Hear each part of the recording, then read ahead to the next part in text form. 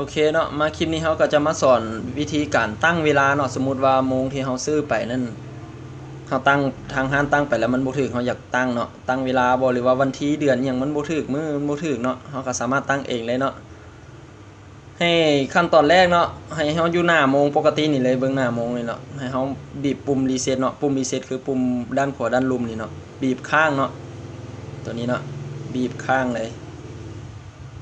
ปึ๊บมันจะดังติ๊กบัดนึงเนาะแล้วตัวหนังสือมันจะกระพริบมันจะเริ่มกระพริบจากตำแหน่งวินาที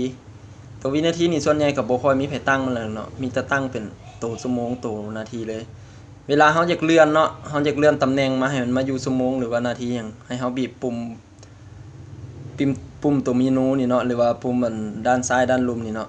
บีบบัดนึงเนาะปึ๊บมันก็จะย้ายตำแหน่งเนาะมาอยู่ที่ตำแหน่งชั่วโมงถ้าเฮาอยากเปลี่ยนตัวเลขเนาะเลื่อนตัวเลขมันปุ่มนี้เนาะปุ่มขวาด้านถึงหรือปุ่มสตาร์ทเนาะบีบเลื่อนเนาะเนี่ยเวลาเฮาบีบตัวเลขมันก็จะหมุนไปเฮาก็บีบไปตามใจเฮาเลยเนาะจนกว่าโมงที่เฮาพอใจได้ปึ๊บแล้ว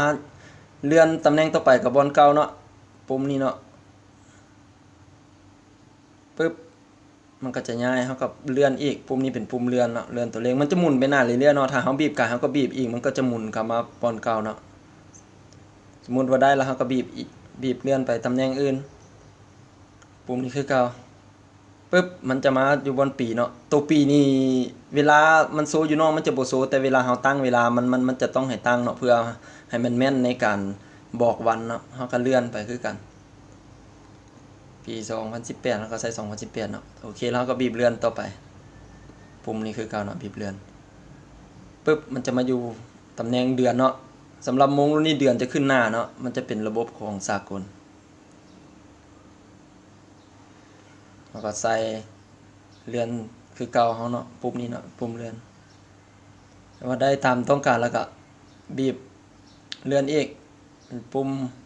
เป็นตำแหน่งวันที่ตัวนี้ ตัวเลขก็จะหมุนไปเนาะเฮาก็บีบเลื่อนไปเรื่อยๆคือเก่า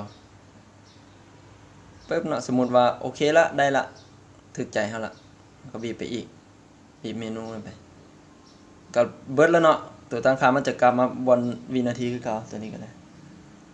ถ้าว่ามันถึกเบิดทุกอย่างวันที่เดือนปีเวลาอย่างถึกเบิดละเฮาก็โอเคแล้วเนาะเฮาถึกใจเฮาละตามที่เฮาต้องการละเวลาเฮาสิออกจาก